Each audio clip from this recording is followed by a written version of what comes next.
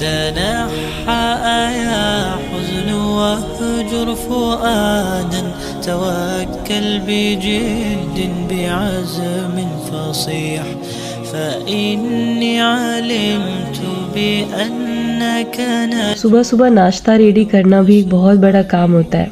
तो अगर आप नाश्ते में चाय लेते हैं तो थोड़ा सा आसान हो जाता है नाश्ता रेडी करना, क्योंकि चाय बनाया और उसके साथ आपने टोस्ट ले लिया या फिर खारी ले लिया या फिर ब्रेड ले लिया। लेकिन अगर आप चाय नहीं पीते हैं तब फिर आपके लिए थोड़ा मुश्किल होता है। तो हर दिन आपको कुछ नया ट्राई करना होता है, लेकिन इससे एक फ़ायदा ये होता है ना कि बच्चे खुश हो जाते हैं और बहुत आराम से वो नाश्ता भी ख़त्म कर लेते हैं।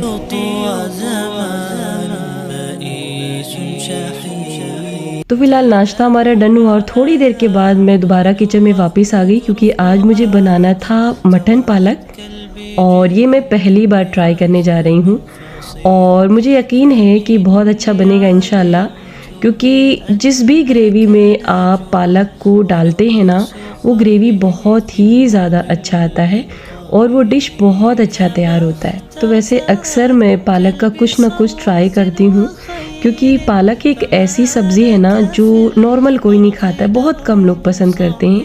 लेकिन अगर आप इसको किसी भी डिश के साथ पीस के डाल देते हैं ना तो वो खाना लाजवाब होता है। तो खैर मैंने पालक पनीर भी ट्राई किया है, वो भी आपसे शेयर किया है, और अंडा पालक बना है वो भी शेयर किया है आपसे।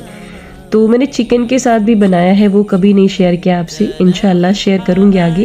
लेकिन आज मैं मटन के साथ आपको बताती हूँ। तो यहाँ पे मैंने गैस को ऑन कर लिया है, लेकिन अगर आप चाहें तो पहले पूरा तैयारी कर लें, उसके बाद इसको गैस चूल्हे पे चढ़ाएं। तो सबसे पहले यहाँ पे मैंने अनियन को फैलाया है, उसके बाद यहाँ पे मैंने मटन को भी डाल दिया है और फिर मैंने यहाँ पे सरसों का तेल लिया है। तो मुझे ऑयली खाना पसंद है, इसलिए मैं थोड़ा सा ऑयल ज़्यादा लेती हूँ, लेकिन अगर आपको ऑयल कम पसंद है तो ऑयल कम डालिए। लहसुन अदरक को यहाँ पे मैंने छोटे छोटे बाइट में कट किया, वो डाल दिया है। तो एक चीज़ मैं आपको और बताती चलूँ कि यहाँ पर मैं खड़ा मटन बना रही थी, उसके साथ मैं पालक को ऐड करूँगी। लेकिन अगर आप चाहें तो यहाँ पे सारे पिसे मसाले डाल सकते हैं। तो आपके पास जितना भी गरम मसाला है खड़ा डाल दीजिए, और कुछ ऐसे भी मसाले होते हैं जिसको हम खड़ा नहीं डाल सकते हैं बल्कि उनको पिसा हुआ ही डालना पड़ता है, जैसे कि हल्दी हो गई और धनिया हो गई, आमचूर पाउडर और चाट मसाला। तो सारे मसाले डालने के बाद यहाँ पे लास्ट में डालेंगे 1 गिलास पानी। तो अगर आपको पानी थोड़ा सा कम लगे तो बाद में और भी डाल दें, लेकिन शुरुआत में आप 1 गिलास ही पानी डालिए। तो यहाँ पे मेरा मटन है हाफ़ kg, अगर आपके पास ज़्यादा है तो पानी की क्वांटिटी, मसाले की क्वांटिटी और भी बढ़ा दीजिए। तो सारी चीज़ों को मैंने ऐड कर दिया है और कुछ चीज़ों को मैंने यहाँ पे बचा दिया है, उसको हम डालेंगे 1 घंटे के बाद। तो हमारा ये पालक मटन रेडी होने वाला है तकरीबन 2 घंटे में, क्योंकि इसका आँच मैंने बहुत स्लो कर दिया है। तो जब भी आप खड़ा मटन बनाएं तो कोशिश करिए कि आपका गैस का फ्लेम बहुत स्लो हो, ताकि आपका मटन बहुत धीरे धीरे से और बहुत लाजवाब तैयार हो। तो मेरे पास काफ़ी अच्छा टाइम था, तो मैंने सोचा कि थोड़ा सा रूम भी ठीक कर लेते हैं। तो बस रफली मैंने रूम को ठीक किया और थोड़ा सा आराम भी किया। तो मटन को पकते हुए तकरीबन 1 घंटा हो चुका था और अभी इसके अंदर डालेंगे टमाटर। तो टमाटर को अगर आप चाहें तो पीस के डालें, या अगर आपका दिल हो तो इसको छोटे छोटे बाइट में कट करके डालें। और टमाटर को कभी भी आप मटन के साथ मतलब शुरुआत में नहीं ऐड कीजिए, क्योंकि इससे आपका मटन ऐड जाता है और वो बहुत ज़्यादा टाइम लेता है पकने में। तो जब ये पक जाए उसके बाद ही आप इसमें टमाटर ऐड करें। तो आधे घंटे अभी भी मेरे पास टाइम है, उसके बाद हम दही ऐड करेंगे। तब तक यहाँ पर आ गए थे हम छत पे लेटस के पत्ते लेने। तो इसमें माशाल्लाह बहुत सारे पत्ते निकलते हैं और बहुत जल्दी जल्दी से निकलते हैं। तो जब से मैं इसको लेकर आई हूँ 2 बार मैंने इसकी कटिंग की है। अभी मैं इसको सैलेड के लिए फ़र्स्ट टाइम ट्राई करने जा रही थी। तो दिखने में बहुत खूबसूरत है और बहुत छोटे छोटे से अभी इसमें पत्तियाँ थी, उसको मैंने कट कर लिया। तो आधे घंटे हो चुके थे और अब इसके अंदर डालेंगे हम दही और घर का फ्रेश क्रीम। तो जैसे मटन के पक जाने के बाद आप टमाटर ऐड करते हैं, तो ठीक उसी तरीके से दही भी आपको काफ़ी देर के बाद ऐड करना चाहिए, क्योंकि दही से भी मटन ऐड जाता है और अच्छे से नहीं पक पाता है।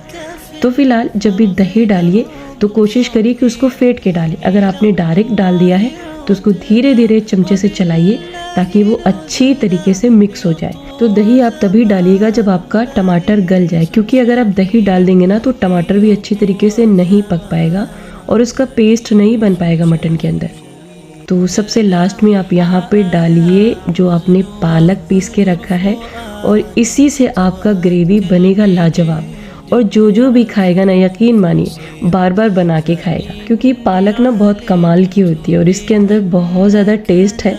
बस आपको इसको खाने में ऐड करने की देरी है। तो चलिए जी, अभी आधे घंटे और बचे हैं मटन को रेडी होने में, तब तक यहाँ पे हम सैलेड रेडी कर लेते हैं। तो यहाँ पर ना मुझे फ़र्स्ट टाइम इस तरीके से लेटस की पत्तियों के सैलेड बनाते हुए बहुत अच्छा फील हो रहा था, क्योंकि बहुत खूबसूरत थी ये पत्तियाँ। तो इसके पत्ते थोड़े बड़े हो जाते हैं, लेकिन मुझे ऐसा लग रहा था कि जब छोटी छोटी पत्तियाँ रहें तभी इसका सैलेड बना लें और ये खाने में तभी अच्छी आएंगी। तो जैसा आपका दिल करे आप उस तरीके से इसको ले सकते हैं। अगर आपको ऐसे पूरी लीफ रखनी है तो उसको भी ले सकते हैं, या अगर आप चाहें तो सैलेड में छोटे छोटे पीस में इसको कट भी कर सकते हैं।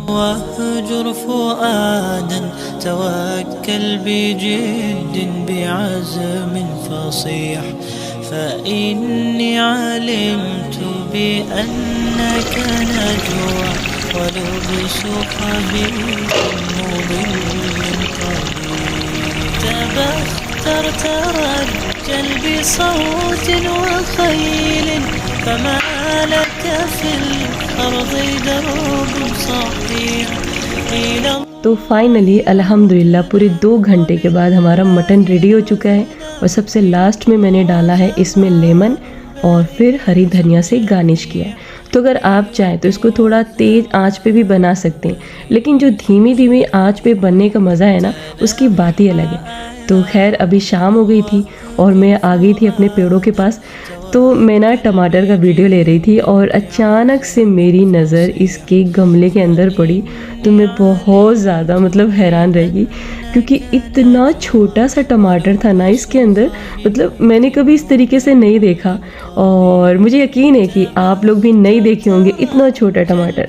तो खैर हालांकि मैंने बचपन में टमाटर को पेड़ से अपने हाथों से तोड़ तोड़ के खाया है, लेकिन इतना छोटा टमाटर मैंने अपनी ज़िंदगी में नहीं देखा। तो ये आपको थोड़ा बड़ा लग रहा होगा, लेकिन बहुत छोटा सा था। तो इसके टूटने का मुझे भी बहुत अफसोस था और अमानत को भी बहुत गम था। तो फ़िलहाल हो गई मेरी अगली सुबह, और ये मेरी नेक्स्ट डे की क्लिप नहीं है बल्कि एक दिन छोड़ के है।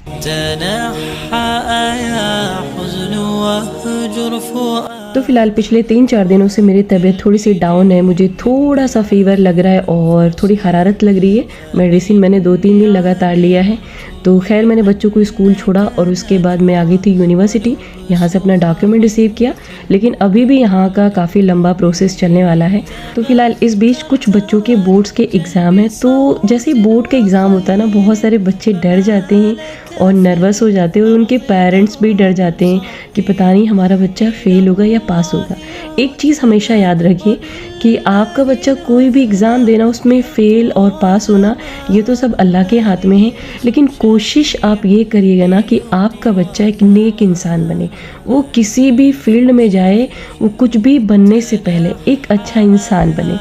तो खैर जब भी एग्ज़ाम आता है ना, तो उसको कुछ बच्चे बहुत ज़्यादा सीरियस ले लेते हैं और कुछ बच्चे बहुत ज़्यादा मतलब हद से ज़्यादा नर्वस हो जाते हैं। तो ऐसी कंडीशन मत बनाइए अपनी, क्योंकि एग्ज़ाम होता है। आपके हक़ में जो लिखा है वो आपको मिल के रहेगा, लेकिन हाँ आपको मेहनत बहुत करनी है। आप जब भी पढ़ाई करिए ना, पूरा दिल लगा के करिए, पूरी ईमानदारी से करिए, और जो भी आप एग्ज़ाम दे के आइए ना, प्लीज़ उस पेपर को दोबारा चेक मत कीजिए, क्योंकि अगर आपने उस पेपर में कुछ गलतियाँ कर दी होंगी ना, तो फिर आपका अगला आने वाला पेपर भी ख़राब हो सकता है। बहुत सारे पेरेंट्स हैं जिनको मैंने देखा है कि बच्चे जब पेपर दे के आते हैं उसको वो दोबारा चेक करते हैं।